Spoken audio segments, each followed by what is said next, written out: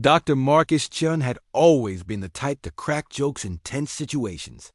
It was a defense mechanism that had gotten him through medical school, 3 failed relationships, and now, apparently, first contact with an alien artifact, the crystalline.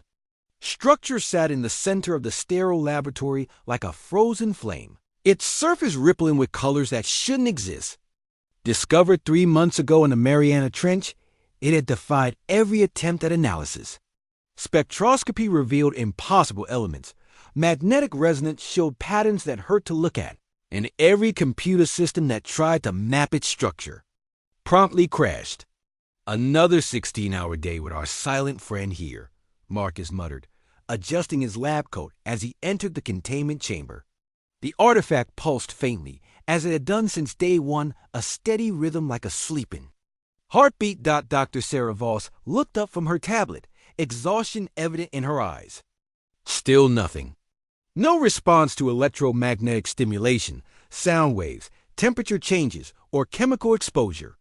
It's like it's deliberately ignoring us. Maybe it's just tired, Marcus said, walking closer to the artifact. The security cameras tracked his movement, as they have for the past 93 days. Hey there, beautiful. Long day at the office? The artifact continued its gentle pulsing. Marcus leaned against the containment barrier, studying the mesmerizing patterns within. The crystal. 3 months of the world's brightest minds throwing everything they had at this thing and nothing. The United Nations had established a task force. Governments had poured billions into the research, and conspiracy theorists were having a field day. All for a pretty rock that did absolutely nothing except exist in ways that made physicists weep. You know what your problem is?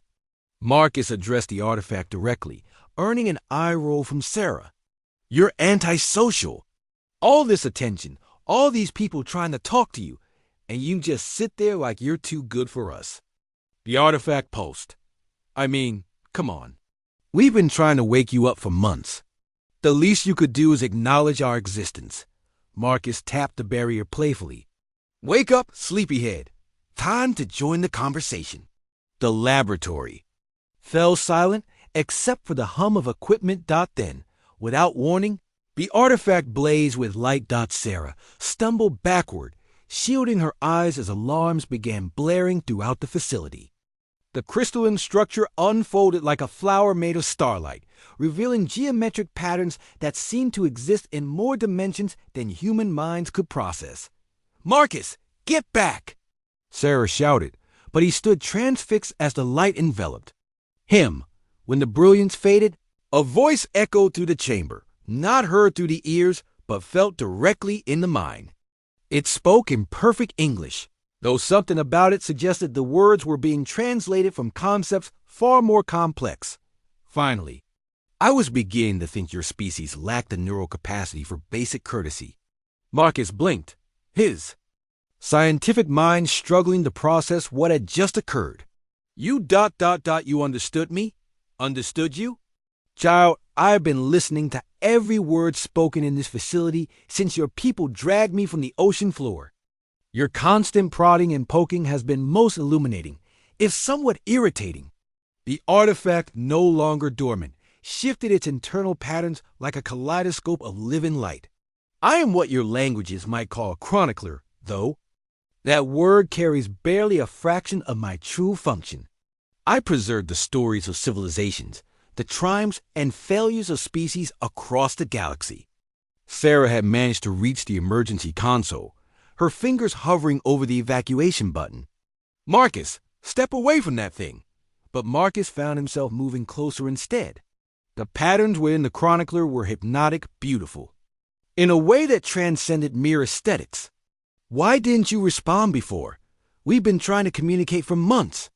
Because communication requires intelligence, and your species had yet to demonstrate any.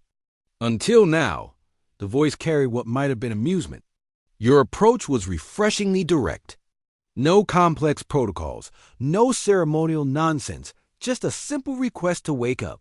Such practical simplicity is rare among developing species. Developing species? Marcus felt a chill run down his spine. Oh yes. You are quite young, your people.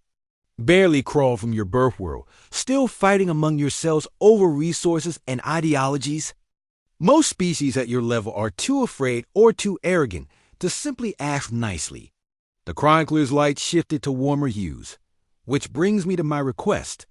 I have observed your species for these few months, studied your histories, your art, your dreams and nightmares.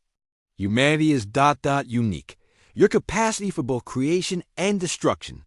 Your ability to find hope in despair. Your stubborn refusal to accept limitations. These qualities are rare. Marcus swallowed hard. What kind of request?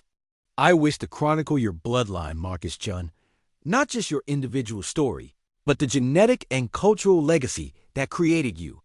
Your ancestors who crossed oceans in search of better lives, who survived famines and wars, who built civilizations and watched them fall.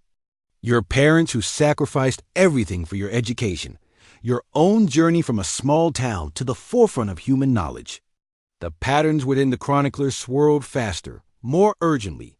Humanity stands at a crossroads. In the coming decades, you will either transcend your current limitations or destroy yourselves trying. The galaxy has seen this choice made countless times. Most species fail. And if I agree? Marcus asked, surprised by his own calm. Your bloodline becomes eternal, not just preserved, but propagated across the stars.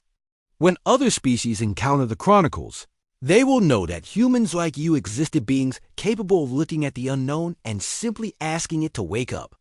Sarah had given up on the evacuation protocol and was recording everything on her tablet, her scientific instincts overriding her fear. Marcus, you can't seriously be considering this. But Marcus was already nodding. What would you need from me? Nothing you would not freely give. A sample of your genetic material, access to your memories, and permission to share your story with civilizations yet unborn. Marcus looked back at Sarah, then at the security cameras, knowing that somewhere, world leaders were probably having heart attacks. You know what? Sure, but I have one condition. Name it.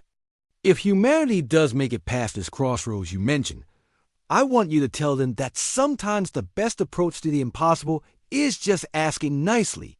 The chronicler's light pulsed with what could only be described as laughter. Agreed. Marcus Chun, your species may be young, but you understand something that many ancient civilizations never learned, that humor and humility are often humanity's greatest strengths. As the artifact began to glow again, preparing for the chronicling process, Marcus couldn't help but grin. He'd always known his sense of humor would either get him in trouble or save the world. Today, it looked like it might do both.